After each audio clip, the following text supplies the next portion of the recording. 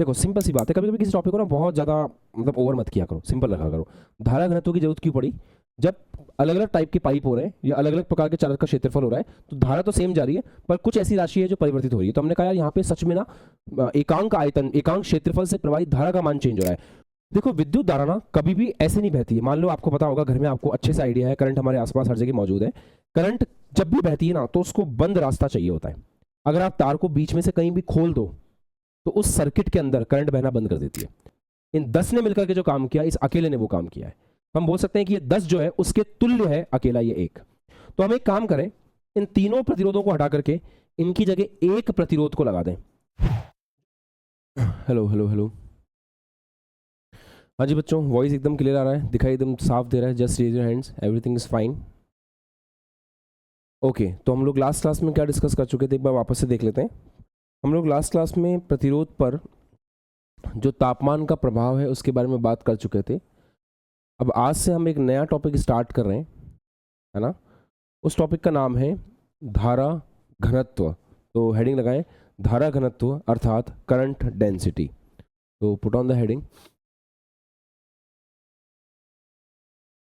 धारा घनत्व, धारा घनत्व लिख लो आप लोग, धारा घनत्व करंट डेंसिटी।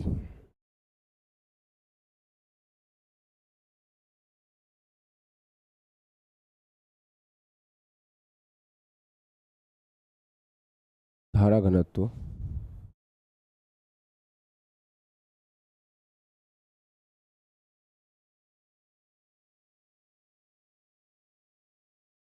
Current density.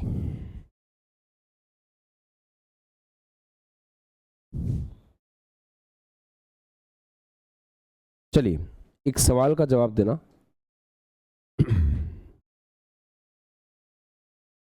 ये ऐसा एक चालक है,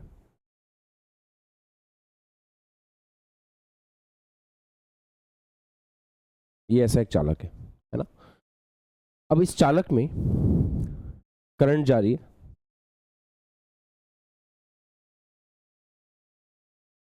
यहां से करंट मान लो है I1, यहां से करंट गई I2, और यहां से करंट गई I3। तो I1, I2, I3 में क्या संबंध होगा, है ना। तो अपन को ऑप्शंस दिए हुए मान लेते हैं। I1 से बड़ा होगा I2, I2 से बड़ा होगा I3, I1 से छोटा होगा I3, I2 से छोटा होगा I3, I1 से बड़ा होगा I3, उससे बड़ा होगा I2, या फिर ऐसा होगा। आराम से सोचो और जवाब दो कि which option should be right, कौन सा ऑप्शन सही होना चाहिए। आप ऐसे बता सकते हो 1 2 3 4 ऐसे बता सकते हो।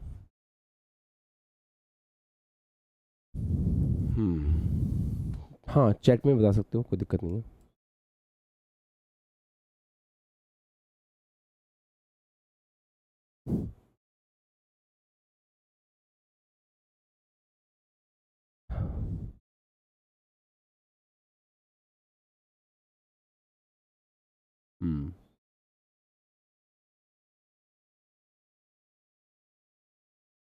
ठीक है, हैंड्स डाउन। देखो सबसे महत्वपूर्ण बात, जब अपन करंट को देखते हैं ना तो करंट को देखने का और पानी को देखने का एक ही तरीका होता है। तो आज के बाद जब भी करंट को देखो ना, तो करंट और पानी को एक जैसा देखा करो। तो अगर यहां से आप पानी डालते हैं, तो पानी अगर मान लो यहां से आपने 10 लीटर पानी डाला, तो 10 लीटर पानी इस पाइप में से जाएगा, वही 10 लीटर पानी इस पाइप में से जाएगा, वही 10 लीटर पानी इस पाइप में से जाएगा। तो पाइप के जो 3 हिस्से हैं, उन तीनों हिस्सों में से कितना पानी जाएगा? 10 लीटर। ऐसा तो नहीं होगा ना कि यहाँ से मैं 10 लीटर पानी डालूं तो यहाँ पे मेरे को 20 लीटर पानी मिले, या फिर यहाँ से मैं 10 लीटर पानी डालूं तो यहाँ से मेरे को 5 लीटर पानी मिले। ऐसा तो नहीं हो सकता। तो पानी क्या होगा? बराबर होगा। जैसे पानी होता है वैसे ही विद्युत धारा होती है। तो विद्युत धारा तीनों ही केस में बराबर होगी I1 is equal to I2 is equal to I3। मतलब अगर और सिंपल भाषा में बात करें तो जितने आवेश वाहक यहाँ से गुजरेंगे उतने ही यहाँ से, उतने ही यहाँ से। पर सर आपकी बात मानते हैं धारा सेम होगी, ये भी समझ में आता है कि धारा सेम क्यों होगी, पर कहीं ना कहीं अभी भी कुछ मिसिंग है। हमें अंदर से फील आ रहा है कि कुछ ना कुछ ऐसी चीज़ है जो चेंज हो रही है यहाँ पे। हाँ बिल्कुल सही है, प्रेशर चेंज हो रहा है। आपका पाइप जहाँ पे पतला है सुजीत, वहाँ पे पानी का प्रेशर ज़्यादा होगा। जहाँ पाइप मोटा है, अगर उसमें से उतना ही पानी जाएगा तो प्रेशर कम हो जाएगा। जहाँ पाइप और ज़्यादा मोटा है वहाँ पे प्रेशर और कम होगा। यहाँ हम लोग प्रेशर जैसी कोई टर्म तो डिफाइन नहीं करते, पर हाँ क्षेत्रफल को इंक्लूड करते हुए हम एक टर्म डिफाइन करते हैं जिसका नाम है धारा घनत्व। आप ऑब्जर्व करेंगे तो यहाँ पे जो डिफरेंस है वो ये है कि इस जगह इतनी ही करंट इस क्षेत्रफल से गुजर रही है,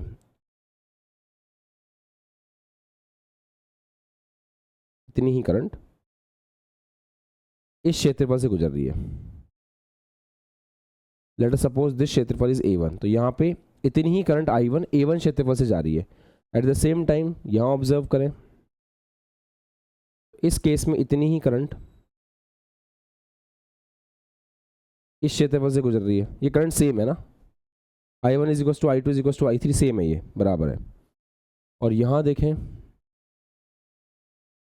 इतनी ही करंट इस क्षेत्रफल से गुजर रही है। तो यहां हम डिफाइन करते हैं धारा घनत्व J को। और धारा घनत्व J क्या होता है? धारा घनत्व J का सिंपल फॉर्मूला है धारा बटा क्षेत्रफल। डेफिनेट सी बात है, आपके इस केस में I कांस्टेंट है, धारा सेम है, तो J क्षेत्रफल के व्युत्क्रमानुपाती हो जाएगा। अब जैसे यहां पर अपन ऑब्जर्व करें तो क्योंकि A1 से बड़ा है A2, A2 से बड़ा है A3, तो क्षेत्रफल जितना ज्यादा होगा धारा घनत्व उतना कम होगा। तो J1 ज्यादा होगा J2 से, J2 ज्यादा होगा J3 से। तो धारा घनत्व का अंतर है। धारा घनत्व क्या होगा? सिंपल, एकांक क्षेत्रफल में उपस्थित धारा को धारा घनत्व कहते हैं। क्या हम इसको ऐसे परिभाषित नहीं कर सकते कि A क्षेत्रफल से धारा बह रही I, तो एकांक क्षेत्रफल से धारा कितनी बहेगी? I अपॉन A, और इसी को अपन क्या बोलते हैं? धारा घनत्व कहते हैं। तो धारा घनत्व की सिंपल सी परिभाषा है दोस्तों, एकांक क्षेत्रफल से प्रवाहित धारा को धारा घनत्व के नाम से जाना जाता है। और यहाँ आपको समझ में भी आ गया होगा, फील भी आ गया होगा कि जो धारा बह रही है उसको क्षेत्रफल से भाग लगा दो, जो राशि आपको प्राप्त होगी वो धारा घनत्व है। लिखें, अब आप नोट भी कर सकते हैं, बस मैं डेफिनेशन लिखवा दूं। लिखो, एकांक क्षेत्रफल से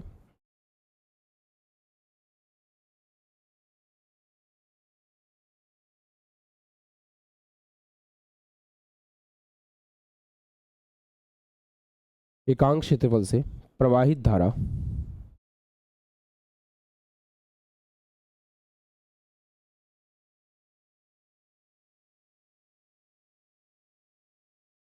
धारा घनत्व कहलाती है।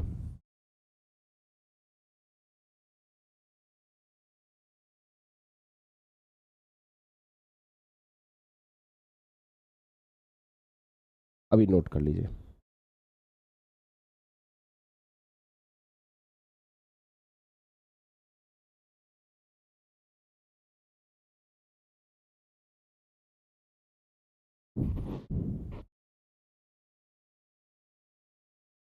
ठीक है,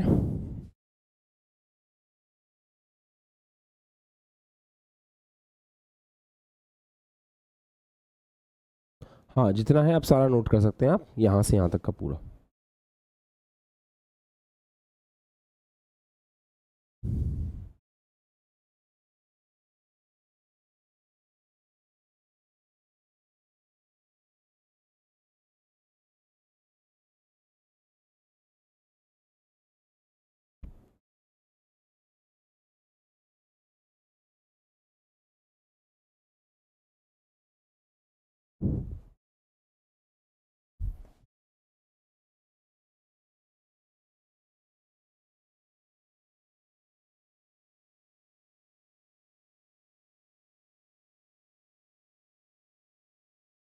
ग्रंथशाला में सारी कहानी पेज नंबर 3.24 पर है ना।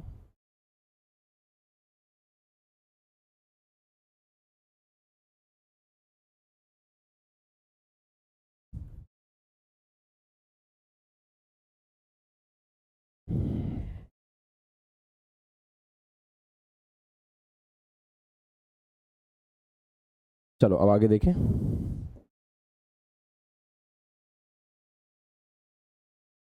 अब आगे समझने की कोशिश करते हैं कि जे कैसी राशि है ना। सबसे पहले जे का मात्रक क्या होगा, मात्रक के बारे में सोचें। तो अगर अपन जे के मात्रक के बारे में विचार करें तो इसका मात्रक कैसा है, ऊपर है धारा, नीचे है क्षेत्रफल, तो इसका मात्रक होगा, धारा का मात्रक होता है एम्पियर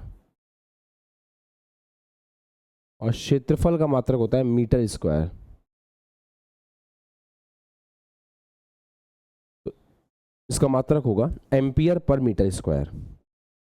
दूसरी बात, एक और इंपॉर्टेंट बात है जो पेज नंबर 3.15 पर ऊपर लिखी है। यहां पर ये बात लिखी है कि जे अर्थात धारा घनत्व जो है वो एक सदिश राशि है। तो लिखें धारा घनत्व, धारा घनत्व एक सदिश राशि है। धारा घनत्व एक सदिश राशि है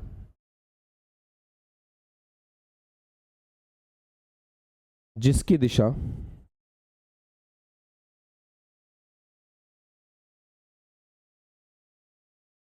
धारा की ओर होती है।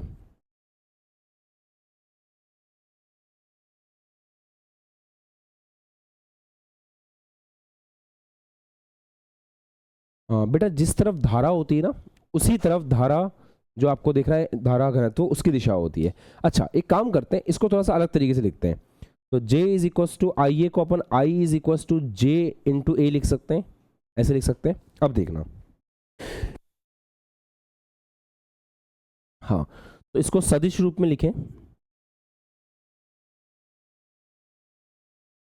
तो इसी चीज को अगर अपन सदिश रूप में लिखें तो I इज इक्वस टू होगा जे वेक्टर डॉट ए वेक्टर, ऐसे। अब जे क्या है, जे है धारा घनत्व। धारा घनत्व की वही दिशा होती है जो दिशा आपकी धारा की होती है, ठीक। सेकंड क्या है, ए वेक्टर। क्या ए वेक्टर के बारे में अपन जानते हैं, इसको अपन कहते हैं क्षेत्रफल सदिश। क्या आपको फर्स्ट चैप्टर का गाउस का नियम का कंसेप्ट थोड़ा बहुत याद आ रहा है? कितने बच्चों ने याद कर लिया है, दिमाग में आ गया है? धारा क्षेत्रफल सदिश याद है? जैसे मान लो क्षेत्रफल सदिश को सिंपल भाषा में समझाए तो जैसे मान लो ये क्षेत्रफल है, तो इस क्षेत्रफल का क्षेत्रफल सदिश इसके लंबवत ऐसे होगा, इस तरीके से। ये क्षेत्रफल है तो इसके लंबवत ऐसे होगा, क्षेत्रफल ऐसे है तो इसके लंबवत ऐसे होगा, राइट। तो ये होता है क्षेत्रफल सदिश। हम एक बार इसको वैसे भी देखते हैं।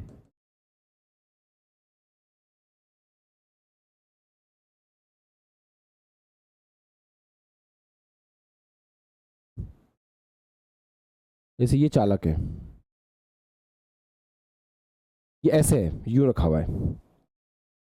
अब धारा ऐसे बह रही है, ठीक है। इसका क्षेत्रफल सदिश इसके लंबवत बाहर की ओर ऐसे आएगा, ऐसे आएगा, ठीक है। एक चीज और, क्या हम इसको ऐसे लिख सकते हैं कि I is equal to J A cos theta, और हम J को ऐसे लिख सकते हैं कि I upon A cos theta.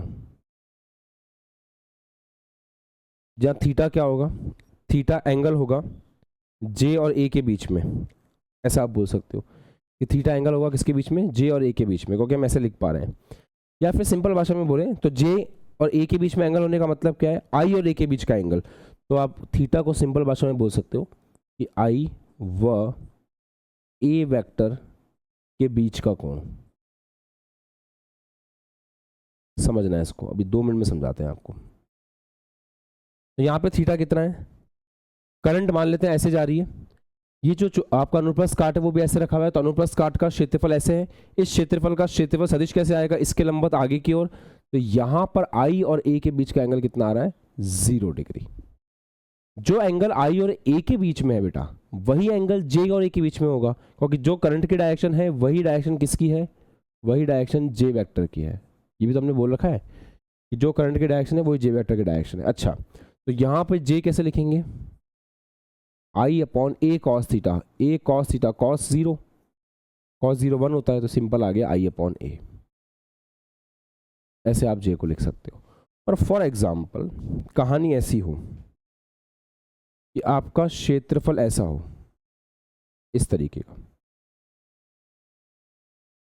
और करंट ऐसे बह रही हो। अब आपसे कोई पूछे कि क्षेत्रफल सदिश बताओ कैसे आएगा, तो ये क्षेत्रफल है। पहले क्षेत्रफल ऐसे था, ध्यान से देखना इधर बोर्ड पे, पहले क्षेत्रफल ऐसे था, तो इसका क्षेत्रफल सदिश ऐसे आ रहा था। वापस समझाऊं, इससे समझते हैं। जैसे ये क्षेत्रफल है, ये क्षेत्रफल है, तो ये क्षेत्रफल ऐसा है, तो क्षेत्रफल सदिश ऐसे आ रहा था, इस तरीके से। Got it. अब ये क्षेत्रफल ऐसा हो गया, तो अगर ये क्षेत्रफल ऐसा हो गया तो इसका क्षेत्रफल सदिश इसके लंबवत ऐसे आएगा, इस तरीके से। ये मैं समझाना चाह रहा हूं। तो यहां पर जो क्षेत्रफल सदिश होगा वो ऐसा होगा।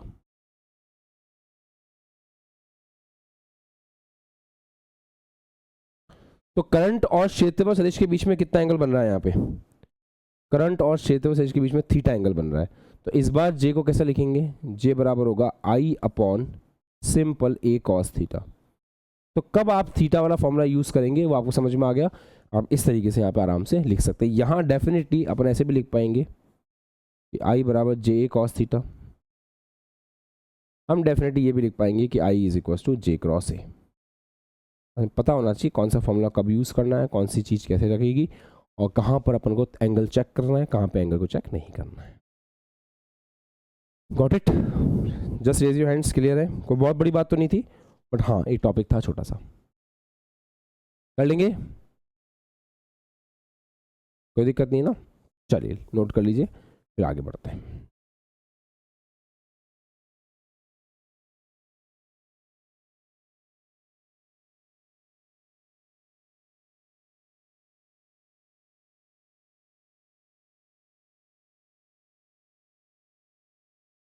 ये अच्छे से देखो, सिंपल सी बात है, कभी कभी किसी टॉपिक को ना बहुत ज़्यादा मतलब ओवर मत किया करो, सिंपल रखा करो।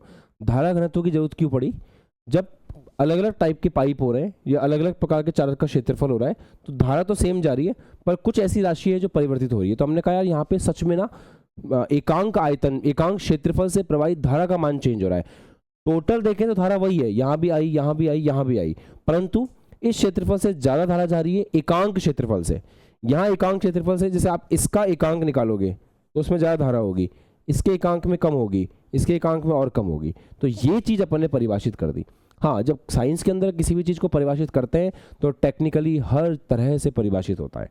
उसमें फिर उसका राशि चेक की जाती है, सदिश है, अदिश है, उसका मात्रक क्या है, उसको डिफाइन कैसे कर रहे हैं, फॉर्मूला क्या है, वो सब तरीका है। बट फंडामेंटल पता होना चाहिए कि आखिर कोई भौतिक राशि अगर फिजिक्स में डिफाइन की जा रही है तो उसके मायने क्या है, उसका रियल मीनिंग क्या है, क्यों कर रहे हैं अपन ऐसा, है ना। चलो अब आगे बढ़ते हैं। छोटी छोटी डेफिनेशन है, अपन उनको वापस से एक बार लिख रहे हैं। वैसे मैंने कल आपको बताया था, हेडिंग लगाए ओमीय प्रतिरोध। ऐसे हम कल बात कर चुके थे इसके बारे में, और फिर भी एक बार दोनों डेफिनेशन लिखते हैं। ओमीय प्रतिरोध,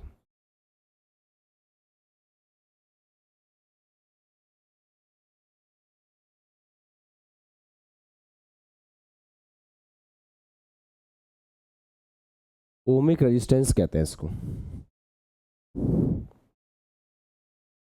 अच्छा देखिए, ओमिक प्रतिरोध का मीनिंग क्या है, ओमिक रेजिस्टेंस का मीनिंग क्या है। सिंपल सी बात है, ऐसे प्रतिरोध जो ओम के नियम की पालना करते हैं उन्हें ओमीय प्रतिरोध कहते हैं। लिखो, ऐसे प्रतिरोध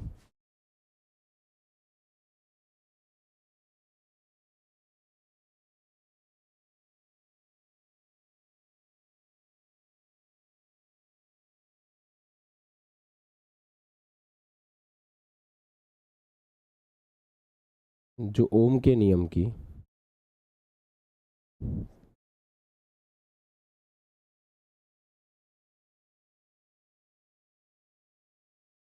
पालना करते हैं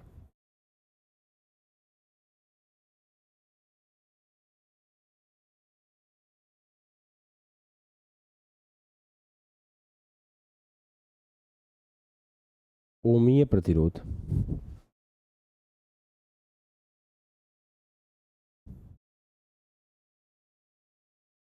कहलाता है। तो ओम के नियम की पालना करने वाले ओमीय प्रतिरोध कहलाते हैं। जैसे एग्जाम्पल के तौर पे लोहा, आयरन। अच्छा, ओम का नियम क्या होता है? ओम का नियम होता है कि वी आई के समानुपाती है, ये ओम का नियम है। तो ओमीय प्रतिरोध के लिए जब हम ग्राफ बनाते हैं ना वी और आई का, तो समानुपाती वाला ग्राफ आता है। ओमीय प्रतिरोध के लिए जब आप वी और आई का ग्राफ बनाओगे तो वी और आई का ग्राफ समानुपाती वाला ग्राफ मिलेगा आपको ऐसा।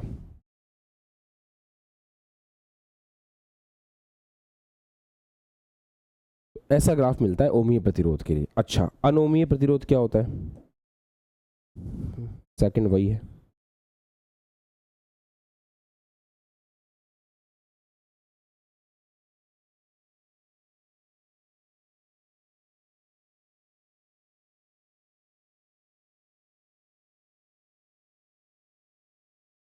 नॉन ओमिक रेजिस्टेंस कहते हैं इसको।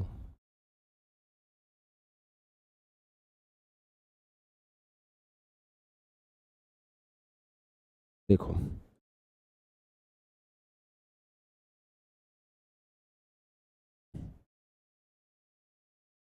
बेटा अनओमीय प्रतिरोध का मतलब ये होता है ऐसे प्रतिरोध जो ओम के नियम का पालना नहीं करते हैं, है ना? ऐसे प्रतिरोध जो ओम के नियम की पालना नहीं करते हैं, लिख लीजिए।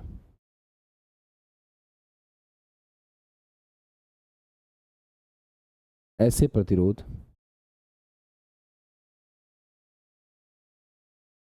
जो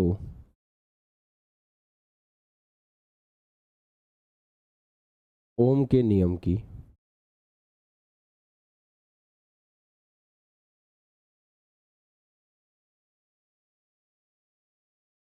पालना नहीं करते हैं,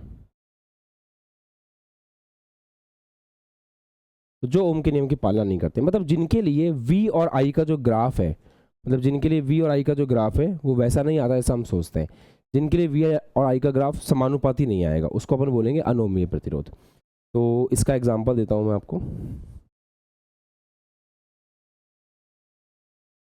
इसका एग्जांपल है डायोड। अब आप बोलोगे सर ये भला क्या चीज़ है? तो डायोड के बारे में हम अभी नहीं पढ़ेंगे, डायोड के बारे में हम पढ़ेंगे सेकंड बुक के अंदर। एक चैप्टर आएगा, आप बुक खोल के देखना, सेकंड बुक में एक चैप्टर आएगा अर्धचालक। तो अर्धचालक भौतिकी के अंदर हम इसको पढ़ेंगे।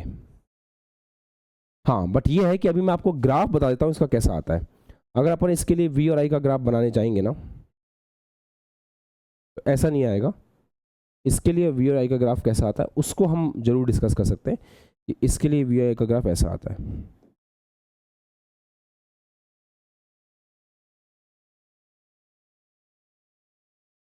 ये तो हो गया आगे, ये पीछे, ऐसा ग्राफ आता है। तो साफ साफ इस ग्राफ को देख के समझ में आ रहा है कि वी आई के समानुपाती तो नहीं है, और समानुपाती नहीं है तो फिर ये आपका ओम के नियम को पालना नहीं कर रहा है, वी आई के समानुपाती नहीं है यहां पर। अच्छा, अब समय आ गया है परिपथ वगैरह को पढ़ने का, सर्किट को पढ़ने का।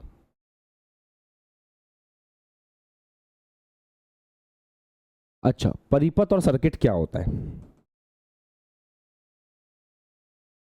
क्या हम समझते हैं परिपथ क्या चीज है, सर्किट क्या चीज है? देखो, विद्युत धारा ना कभी भी ऐसे नहीं बहती है। मान लो आपको पता होगा, घर में आपको अच्छे से आइडिया है, करंट हमारे आसपास हर जगह मौजूद है। करंट जब भी बहती है ना तो उसको बंद रास्ता चाहिए होता है। अगर आप तार को बीच में से कहीं भी खोल दो तो उस सर्किट के अंदर करंट बहना बंद कर देती है। तो सर्किट की डेफिनेशन क्या है, परिपथ की डेफिनेशन क्या है?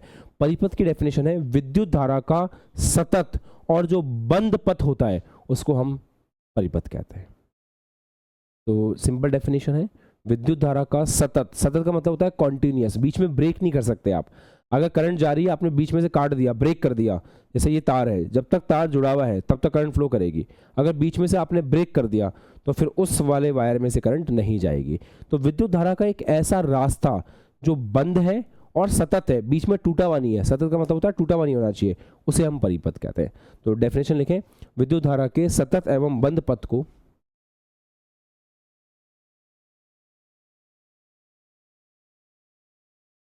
विद्युत धारा के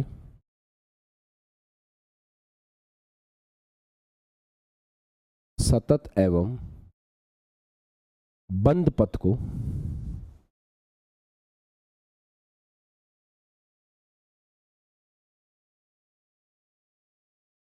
परिपथ कहते हैं। विद्युत धारा के सतत एवं बंद पथ को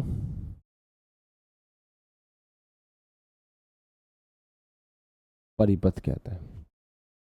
तो कॉन्टिन्यूस एंड क्लोज पाथ। अब इसमें क्या होता है, परिपथ के कुछ प्रतीक चिन्ह होते हैं, वो देख लो। परिपथ के कुछ सिंबल होते हैं जो एक परिपथ में बहुत ज़्यादा यूज़ किए जाते हैं। तो एक बार उन सिंबल्स को अपन देख लेते हैं। सबसे पहला होता है प्रतिरोध।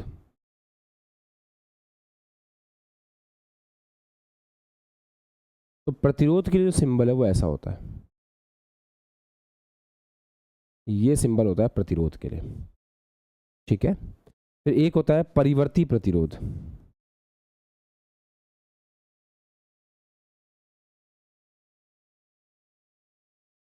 प्रतिरोध जिसको चेंज कर सकते हैं।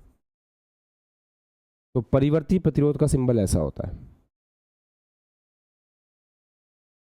ठीक है, या तो ऐसा होगा या ऐसा भी हो सकता है। ठीक है। तीसरा होता है सेल। सेल में एक प्लस होता है, एक माइनस होता है, सबको पता है ये बातें तो ना। बड़ी वाली डंडी प्लस है, छोटी वाली डंडी माइनस है। फिर आता है बैटरी। बैटरी में एक सेल का प्लस माइनस, फिर दूसरे सेल का प्लस माइनस, फिर तीसरे सेल का प्लस माइनस, ऐसे कनेक्ट करते हैं। तो ऑब्वियस सी बात है बैटरी एक या एक से अधिक सेलों से मिलकर बनती है, तो इस तरह की दिखती है। अच्छा, एक और है फिर नेक्स्ट। जब हम बात करते हैं कुंजी की, तो कुंजी समझते हो? कुंजी का मतलब होता है जो धारा को प्रवाहित करने के लिए अपन यूज करते हैं। अगर मान लो ऐसा है, ये कुंजी है, ऐसा है, या फिर इस तरीके से, तो ये प्रदर्शित करता है कि अभी आपकी कुंजी जो है वो खुली हुई है। इसको बोलते हैं खुली कुंजी। और अगर खुली कुंजी है तो धारा प्रवाहित नहीं होगी, आई नहीं बहेगी, धारा नहीं बहेगी, क्योंकि बीच में से खुला हुआ है। ठीक है, स्विच की तरह मान लो इसको। स्विच ऑफ है, मतलब इसको स्विच ऑफ कहते हैं। अपने घर में स्विच होता है ना, इसको इंग्लिश में स्विच कहते हैं। तो ये स्विच ऑफ है आपका, करंट नहीं बहेगी, खुला है बीच में से।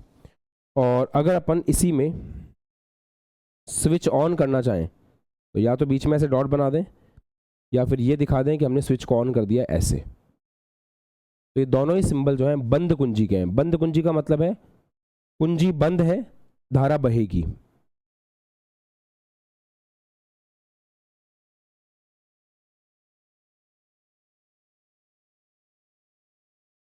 धारा बहेगी।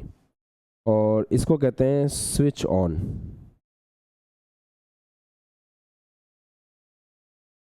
ये स्विच ऑन होता है। ठीक है।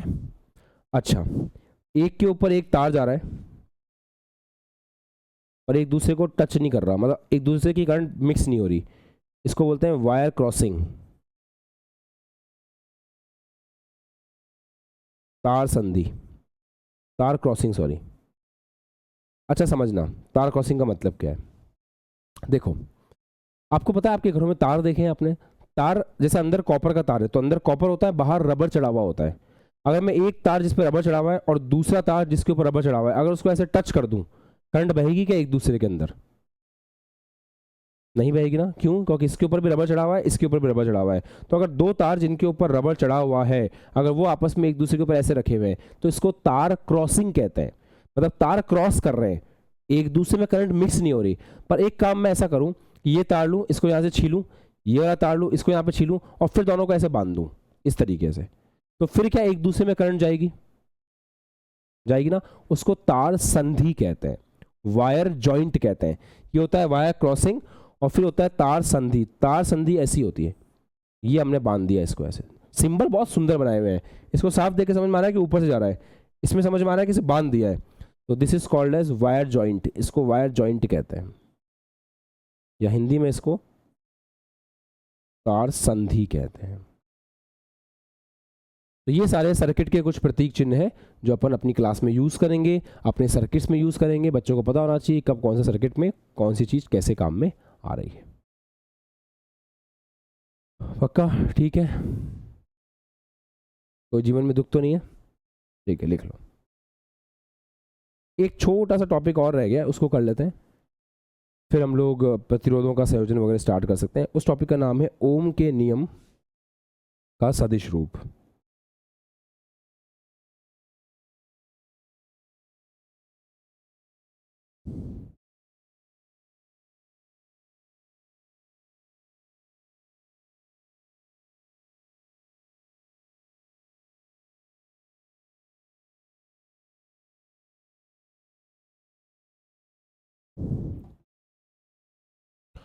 और अल्फा का नाम मिला।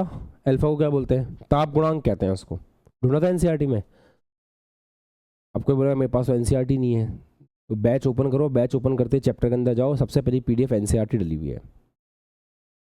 पता ही नहीं होगा, होमवर्क भी दिया था, कुछ याद थोड़ी रहता है हमको। आगे पढ़ते हैं, पीछे भूलते हैं, यही जीवन है। चलिए साहब, हेडिंग लगाएंगे ओम के नियम का सदिश रूप।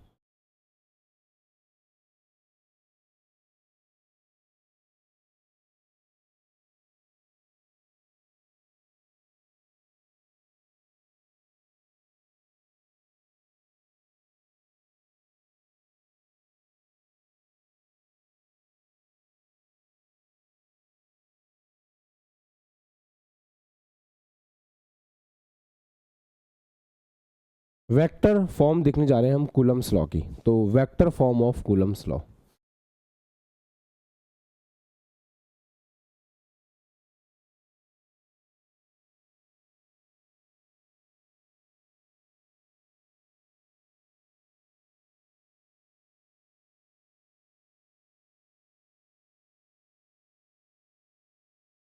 छोटे छोटे फॉर्मूले आएंगे और ज़्यादा कुछ नहीं है, आराम से देखें। क्या आपको एक फॉर्मूला पता है? आई और वी डी का संबंध आप जानते हो क्या? आई और वी डी का संबंध पढ़ा है आपने या पढ़ के भूल गए हो? विद्युत धारा और अपवहन वेग का संबंध याद है? क्या होता है? I is equals to N E A V D, ये होता है ना? क्या वी डी का फॉर्मूला पता है अपन को? ई टाउ बाई एम। ये सारे फॉर्मूले याद कर लेना, बहुत काम के आते हैं। न्यूमेरिकल्स बनते हैं इन फॉर्मूलों के पास अच्छे खासे, तो आपको पता होना चाहिए। अगर नहीं पता होगा तो दिक्कत होगी।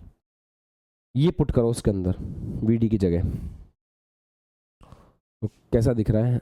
आई is equals to N E E tau by M. अब छोटे मोटे चेंजेस कर रहे हैं, इस ए को इधर भेज रहे हैं, आई अपॉन ए हो गया। ई को अलग लिख रहे हैं, ये क्या आ रहा है? ये आ रहा है N E square tau by M. अब आप एक बात बताओ, आप जाकर के अपने रजिस्टर को पलटो और रजिस्टर में चेक करो रो की वैल्यू क्या आई थी। रो का मान क्या आया था? प्रतिरोधकता का मान चेक करो रजिस्टर के अंदर, कल परसी लिखा था। प्रतिरोधकता का मान चेक करोगे तो रो का मान लिखा हुआ मिलेगा Amit M upon N E square tau. Check करो, M upon N E square tau लिखा हुआ मिलना चाहिए। सही है? तो रो का मान होता है M upon N E square tau. यहां पे क्या है? N E square tau upon M, मतलब रो का उल्टा है। तो रो का जो उल्टा है इसको अपन ऐसा लिख सकते हैं कि ये 1 अपॉन रो लिखा हुआ है। अब देखो जी, आर क्या होता है? ये अपन केमिस्ट्री में भी पढ़ चुके हैं, फिजिक्स में वापस पढ़ रहे हैं। आर होता है प्रतिरोध, ठीक है? रेजिस्टेंस।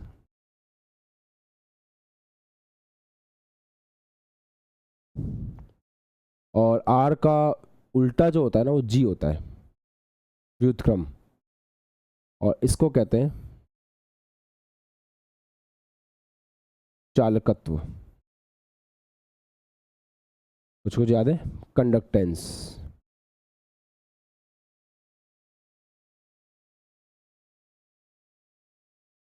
रो जो होता है उसके दो नाम होते हैं, या तो उसको विशिष्ट प्रतिरोध कहते हैं,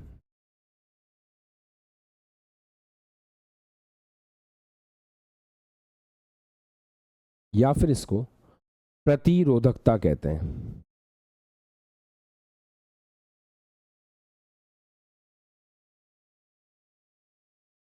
मतलब स्पेसिफिक रेजिस्टेंस बोलते हैं इसको,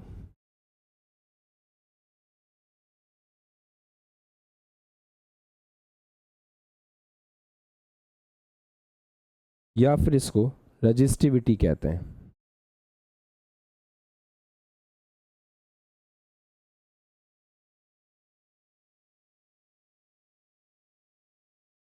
ऐसा है ना? तो 1/रो क्या चीज होती है? 1/रो होता है सिग्मा। सिग्मा को रो का उल्टा है, तो जैसे आर के उल्टे को अपन जी बोलते हैं ना, चालकत्व, वैसे रो के उल्टे को बोलते हैं विशिष्ट चालकत्व,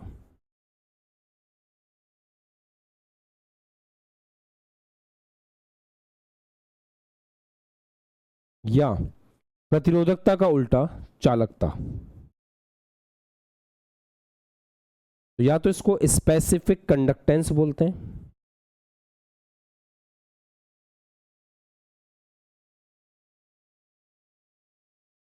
या फिर इसको कंडक्टिविटी बोलते हैं।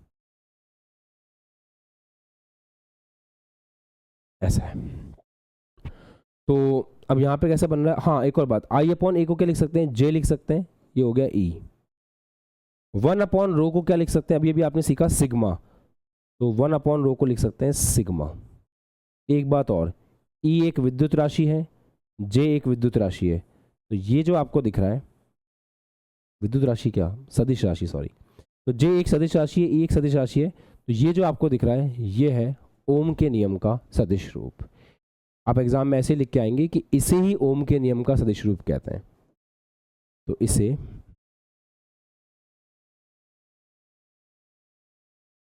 ओम के नियम का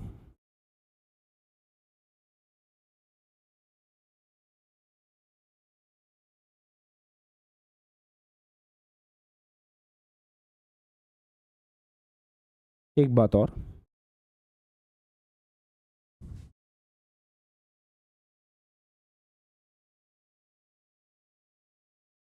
ये भी आपको बहुत अच्छे से पता है, वैसे फॉर्मूले आपको सारे याद होने चाहिए, अगर याद नहीं है तो करो उनको बैठ के याद।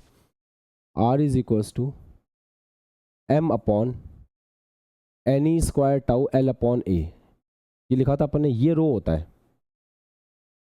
ये रो है, तो R is equals to rho L upon A था। 1/सिग्मा को अपन कहते हैं रो, सॉरी 1, हाँ वैसे बात तो सही है, बट 1/रो को बोलते हैं सिग्मा, ये होता है N E square tau upon M. तो ये छोटे छोटे फॉर्मूले हैं जो याद होने चाहिए, सवाल बनाने में दिक्कत नहीं होगी। ठीक है, तो ये नेम अच्छे से याद होने चाहिए, चालकत्व क्या है, चालकता क्या है। हालांकि विद्युत रसायन के अंदर हम ये सब कुछ बहुत डिटेल में पढ़ते हैं, बट पार्ट तो केमिस्ट्री का है ना, तो केमिस्ट्री में भी आपको आना ही चाहिए, ये इंपॉर्टेंट चीज़ है काफ़ी। चलिए लिख लीजिए इसको आराम से।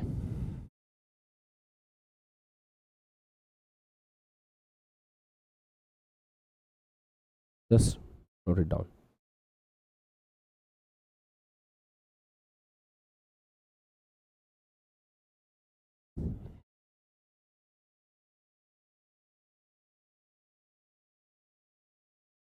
डन। ओके, तो अब हम देखेंगे कि प्रतिरोधों का संयोजन कैसे करते हैं। तो अभी तक हमने ओम का नियम, ओम के नियम के जितने भी रूप थे वो सब कुछ डिस्कस कर लिए। अब हम चल रहे हैं आगे और अब हम डिस्कस करेंगे कि प्रतिरोधों का संयोजन कैसे किया जाता है। तो हेडिंग लगाएं, प्रतिरोधों का संयोजन।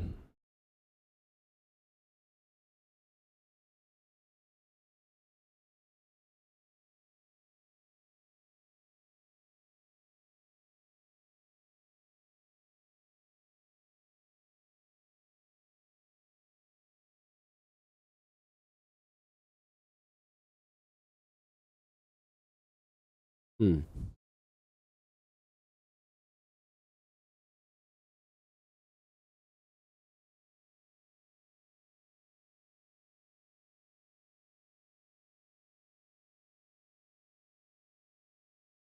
बेटा प्रतिरोधों को इंग्लिश में रजिस्टर्स कहा जाता है, तो हम लोग पढ़ने जा रहे हैं कॉम्बिनेशन ऑफ रजिस्टर्स।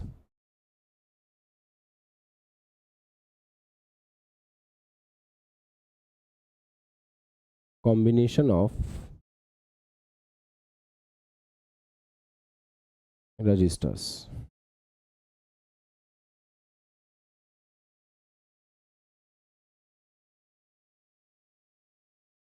चलिए ऑब्जर्व कीजिएगा। देखो इसमें क्या होता है मान लेते हैं कि मार्केट में आपको दो प्रकार के रजिस्टर मिल रहे हैं। एक आपको मिल रहा है 2 ओम, दूसरा आपको मिल रहा है 2 ओम। मतलब आप मार्केट में गए, आपने मार्केट वाले को कहा कि मेरे को प्रतिरोध दे दो, आपने प्रतिरोध मांगा 1 ओम और 4 ओम का। मतलब आपने को कुछ एक्सपेरिमेंट करना है, आपका मन कर रहा है कुछ एक्सपेरिमेंट करने का, और उसमें आपको जो प्रतिरोध चाहिए, वांछित प्रतिरोध जो है वो था 1 ओम और 4 ओम। तो आपने दुकानदार को कहा कि भाई मेरे को 1 ओम और 4 ओम का प्रतिरोध दे दो। दुकानदार ने कहा नहीं भाई साहब ये तो नहीं है हमारे पास क्या है, हमारे पास उपलब्ध है 2 ओम का प्रतिरोध। 2 ओम के जितने चाहिए ना आप उतने ले जाओ, पर 1 ओम और 4 ओम तो नहीं मिलेगा। तो वो बच्चा साइंस का स्टूडेंट था, उसको पता था कि अगर उसके पास 2 ओम के प्रतिरोध भी हों तो उनको आपस में संयोजित करके वो क्या कर सकता है, 1 ओम और 4 ओम बना सकता है। तो वो खरीद के ले आया, उसने अपना एक्सपेरिमेंट कर लिया। अब हम यही सीखने वाले हैं कि जो हमारे पास वांछित प्रतिरोध है उसको हम उपलब्ध प्रतिरोध से कैसे प्राप्त करते हैं। तो उपलब्ध प्रतिरोध से वांछित प्रतिरोध को प्राप्त करने के लिए हम प्रतिरोधों का संयोजन करते हैं, और उस संयोजन का अपन अध्ययन करने जा रहे हैं। तो संयोजन का रिक्वायरमेंट सभी को क्लियर हो गया? आयुष क्लियर है अपने को? चलो लिखो, वही बात लिखते हैं जो समझिए। उपलब्ध प्रतिरोधों से उपलब्ध प्रतिरोधों से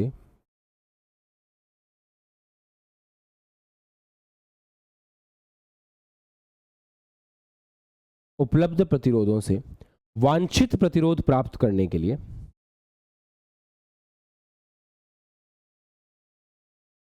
वांछित प्रतिरोध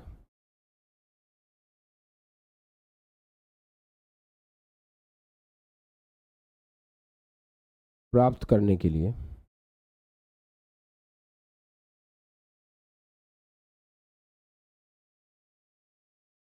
प्रतिरोधों का संयोजन किया जाता है।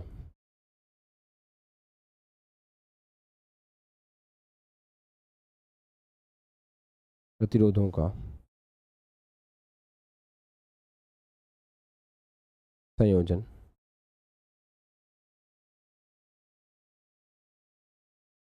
किया जाता है। अच्छा तो अपन प्रतिरोधों का संयोजन करते कैसे हैं? 3 प्रकार हैं, श्रेणीक्रम संयोजन, पार्श्वक्रम संयोजन, मिक्स संयोजन।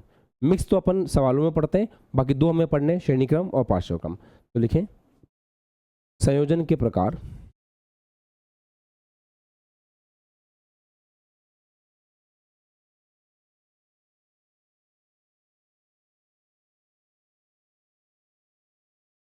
उनमें फर्स्ट है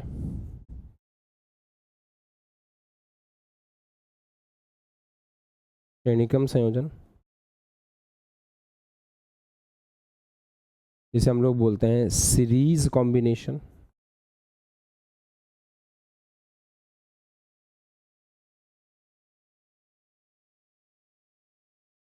फिर आता है सेकंड पार्श्वक्रम संयोजन,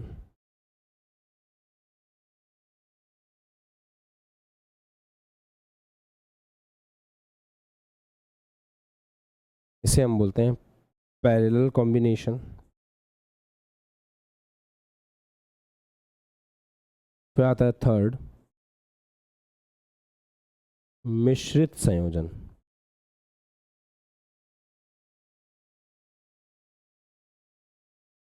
इसे हम कहते हैं मिक्स्ड कॉम्बिनेशन।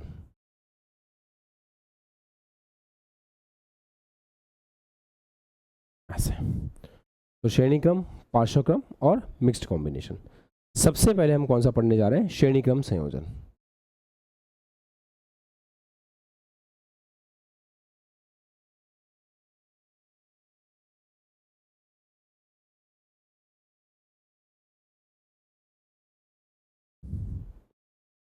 Series combination.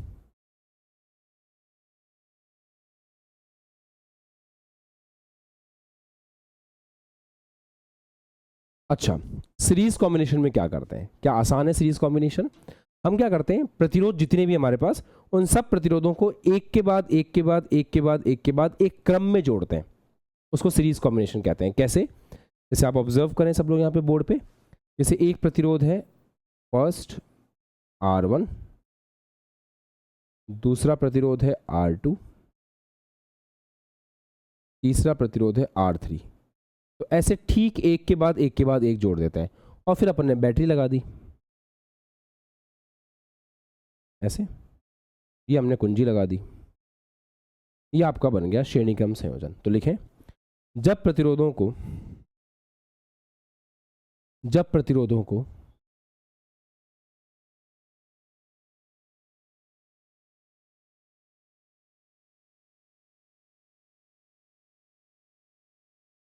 प्रतिरोधों को एक के बाद एक क्रम में जोड़ा जाता है, एक के बाद एक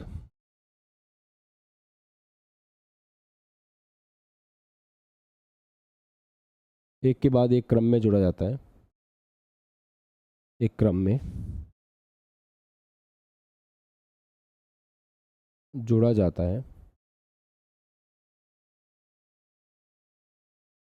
तो इसे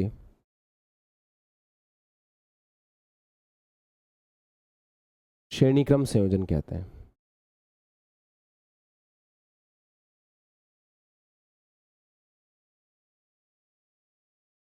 तो उसे श्रेणी क्रम संयोजन कहते हैं। अब काम की बात सुनो, कहीं भी साइड में लिख लेना, मैं यही लिख रहा हूं, तुम साइड में अपने हिसाब से कॉपी कर लेना। ये बहुत इंपॉर्टेंट कैप्सूल है, इसको भूलना मत, इसके बिना तुम एक भी सवाल नहीं कर पाओगे, ना कोई टॉपिक पढ़ पाओगे, ना परिपथ को स्टडी कर पाओगे।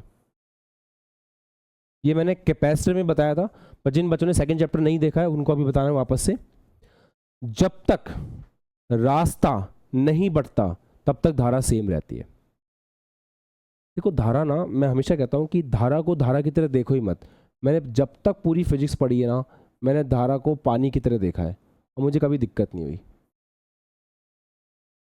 अगर पाइप जा रहा है, जब तक पाइप ऐसे दो हिस्सों में बटेगा नहीं, तब तक क्या पानी डिवाइड होता है? नहीं होता ना, सेम पानी रहता है। तो जब तक आपके रास्ते नहीं बढ़ते तब तक धारा सेम रहती है। देखो, जब तक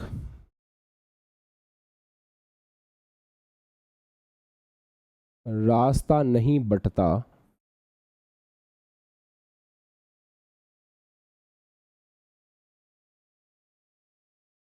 धारा सेम रहती है।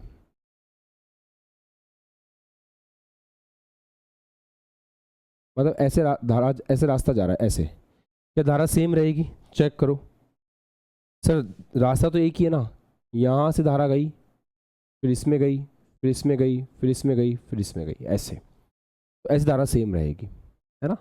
मान लो ऐसा हो जाए,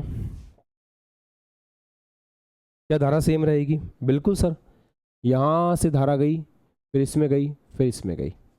अगर ऐसा हो जाए इस टाइप का, तो धारा सेम नहीं रहेगी। अगर यहाँ से आई है, यहाँ हर जगह आई रहेगी, हर जगह आई रहेगी, और इस तरीके से है तो धारा बढ़ जाएगी, फिर धारा I1 I2 में बढ़ जाएगी, ऐसा है। तो अगर रास्ता ऐसे बढ़ रहा होगा धारा चेंज होगी, रास्ता नहीं बढ़ रहा धारा वही रहेगी। ये तो हो गया धारा के लिए कैप्सूल। अब आता है आपका कैप्सूल विभवांतर के लिए। जब तक पॉइंट्स सेम रहेंगे,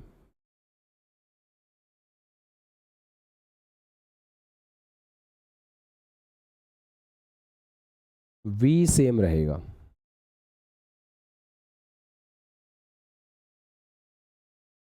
तो बेटा जब तक पॉइंट सेम रहेंगे ना, तब तक V सेम रहेगा। मतलब जब तक आप दो कॉमन पॉइंट्स के बीच में कनेक्टेड हो, तब तक आपका V सेम रहता है। कहने का मतलब क्या है, यहां समझते हैं, यहां पर सबको समझ में आएगा। देखो, आपने जैसे ऑन किया, मान लेते हैं बैटरी का वोल्टेज V था, तो रेजिस्टेंस R1 किन दो पॉइंट्स के बीच में कनेक्टेड है? A और B, है ना। रेजिस्टेंस R2 किन दो पॉइंट्स के बीच में कनेक्टेड है, B और C। रेजिस्टेंस R3 किन दो पॉइंट्स के बीच में कनेक्टेड है, C और D। अब मैं आपसे सवाल पूछता हूं, आप जवाब देना और अपने दिमाग में भी सोचना इसके बारे में। पहली बात, क्या ये श्रेणीक्रम संयोजन है? जी हाँ सर, ये श्रेणीक्रम संयोजन क्यों है बेटा? क्योंकि एक के बाद एक के बाद एक आपने रेजिस्टेंस को लगा रखा है। अच्छा, कुंजी को बंद करते हैं, जैसे ही यहाँ पे धारा जाएगी, क्या सब में धारा सेम होगी या अलग अलग होगी? सर आपने बताया था कि धारा पानी की तरह है, जब तक रास्ता नहीं बढ़ता तब तक सेम रहती है। तो यहाँ से धारा गई, वही रास्ता है, R1 में वही धारा जाएगी, वही रास्ता है, R2 में वही जाएगी, वही रास्ता है, R3 में वही जाएगी। तो धारा तीनों में से सेम जाएगी। तो धारा इसमें से भी आई, धारा इसमें से भी आई और धारा इसमें से भी आई। अच्छा, पॉइंट सेम है क्या? क्योंकि जब पॉइंट सेम रहते हैं तो V सेम रहता है। क्या यहाँ पे V सेम रहेगा? चेक करते हैं। R1 जो है वो A और B के बीच में है, तो R1 जब A और B के बीच में है तो मान लेते हैं यहाँ पे विभवांतर V1 है, ऐसे, ठीक है। आगे की बात करते हैं। R2 किसके बीच में? R2 तो अलग पॉइंट्स के बीच में है। R2 है B और C के बीच में। मैंने क्या कहा था? पॉइंट सेम रहते हैं तो V सेम रहता है। यहाँ पे पॉइंट अलग अलग हो चुके हैं तो V अलग अलग हो जाएगा। इसके लिए V होगा V2 और इसके लिए V होगा V3, क्योंकि ये C और D के बीच में है। तो श्रेणीक्रम संयोजन में क्या सीखा आपने? श्रेणीक्रम संयोजन में धारा एक समान रहती है पर विभवांतर हर प्रतिरोध पर अलग अलग होता है। ये बात समझ आती है? चलो इस बात को लिखते हैं।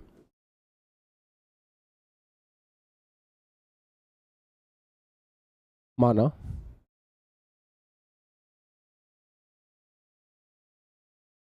हम तीन प्रतिरोधों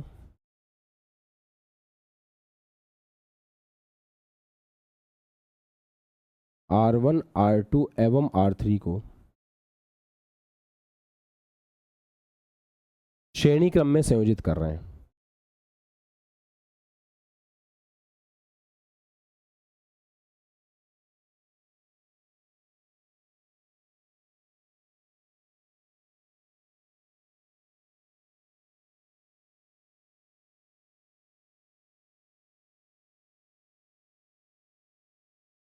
श्रेणी क्रम में संयोजित करते हैं, ठीक है। यहां सभी प्रतिरोधों में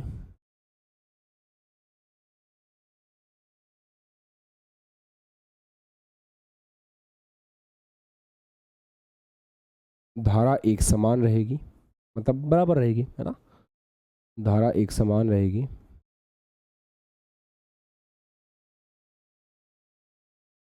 परंतु प्रत्येक प्रतिरोध पर विभवांतर भिन्न भिन्न होगा।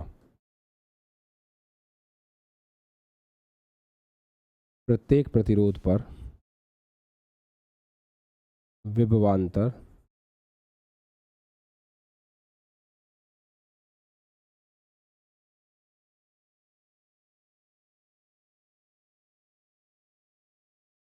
भिन्न भिन्न होगा, ऐसे। तो इस पर विभवांतर V1 है, इस पर V2 है, इस पर V3 है। अच्छा, एक चीज और, अगर मैं इनको मिलाकर के एक तुल्य परिपथ बनाऊं। अब देखो तुल्य परिपथ का मतलब क्या होता है।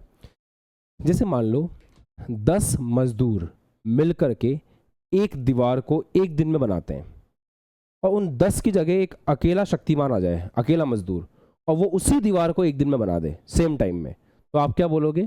ये 10 मजदूरों से बेहतर था ये एक। इन 10 ने मिलकर के जो काम किया, इस अकेले ने वो काम किया है। तो हम बोल सकते हैं कि ये 10 जो है उसके तुल्य है अकेला ये एक। तो हम एक काम करें, इन तीनों प्रतिरोधों को हटा करके इनकी जगह एक प्रतिरोध को लगा दें जो इन तीनों का काम करे, तो उसे कहा जाएगा तुल्य प्रतिरोध, अर्थात R तुल्य कहेंगे।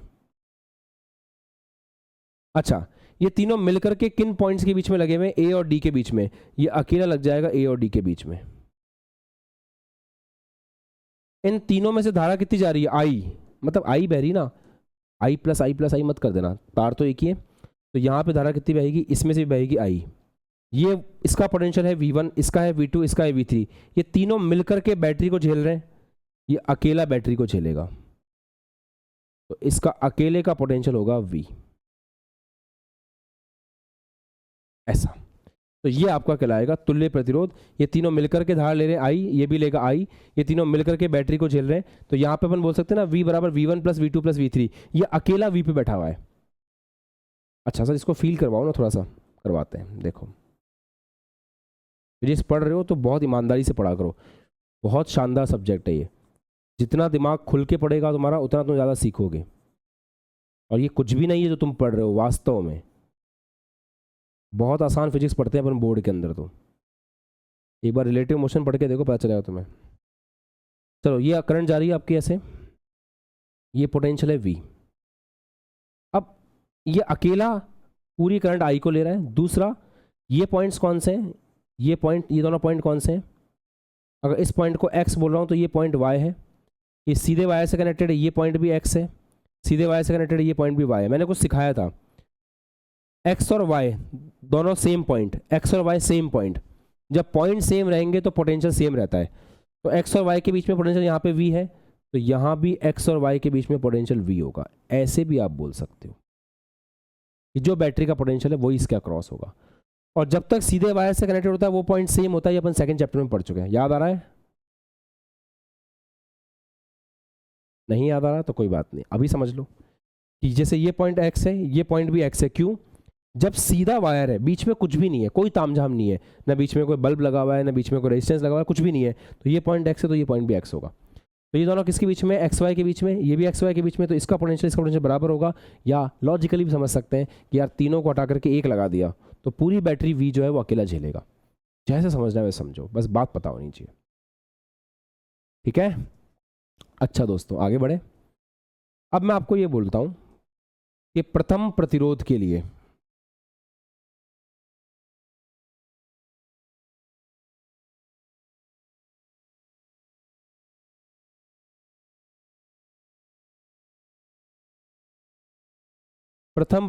लिखेंगे, फिर द्वितीय प्रतिरोध के लिए लिखेंगे, फिर तृतीय प्रतिरोध के लिए लिखेंगे, फिर तुल्य प्रतिरोध के लिए लिखेंगे। तो प्रथम प्रतिरोध के लिए क्या लिख सकते हैं? आपको ओम का नियम आता है, V बराबर IR। तो प्रथम प्रतिरोध के लिए, इसके लिए V1 बराबर I इंटू R1, V1 बराबर I into R1, set equation number 1। फिर देखते हैं द्वितीय प्रतिरोध के लिए। द्वितीय प्रतिरोध के लिए V2 बराबर I इंटू R2, तो V2 बराबर I into R2, set equation number 2। तृतीय प्रतिरोध के लिए V3 बराबर I इंटू R3, ओम का नियम।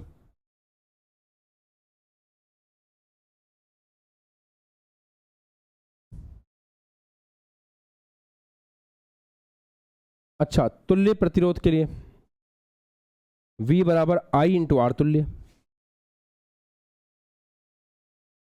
I को छोटा भी लिख सकते हैं, बड़ा भी लिख सकते हैं, कोई ऐसा कन्वेंशन नहीं है कि I बड़ा ही होना ही चाहिए, ऐसा भी नहीं है कि I छोटा ही होना चाहिए, ऐसा कुछ नहीं है। ठीक है, एक चीज और, परिपथ से क्या हमें एक बात दिख रही है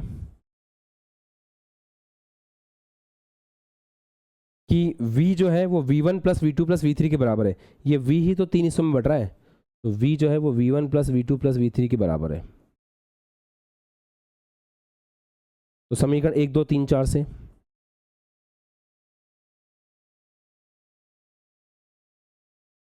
V की जगह अपन लिख देंगे I इंटू R तुल्य बराबर V1 की जगह I इंटू R1, यहाँ से फिर अगली इक्वेशन से I इंटू R2, अगली इक्वेशन से I इंटू R3। अच्छा दोस्तों, राइट हैंड साइड में एक काम करते हैं, I कॉमन निकाल लेते हैं। तो राइट हैंड साइड में I कॉमन निकाल लेंगे, तो R1 plus R2 plus R3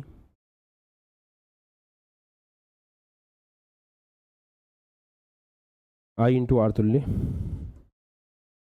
इस I से ये I कैंसिल हो गया, तो R तुल्य का फॉर्मूला आ गया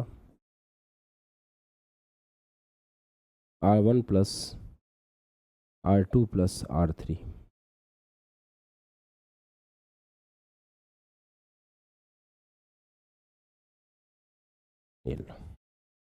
आंसर तो क्या बोलूं, कोई सवाल तो था नहीं, ये फॉर्मूला आ गया। तो R तुल्य बराबर R1 plus R2 plus R3। इस तरीके से अपन श्रेणीगम संयोजन का फॉर्मूला निकालते हैं। अब इस लेक्चर को अपन यहीं पे पॉज दे रहे हैं, अगली क्लास में हम इसको और डिटेल में डिस्कस करेंगे और जो समरी बनानी है हमको वो भी हम अगली क्लास में बना लेंगे, कंप्लीट समरी, आज की क्लास की भी और कल की क्लास की भी, ठीक है। चलो लिख लो आप इसको। हम इस फाइल को ऐसे कैसे सेव कर रहे हैं, कल की क्लास में हम मतलब नेक्स्ट क्लास में हम इसको यूज़ करेंगे।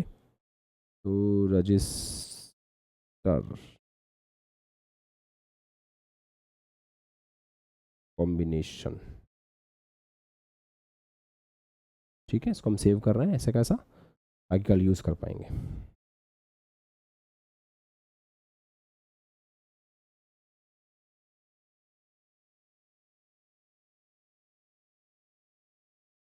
चलिए बाय।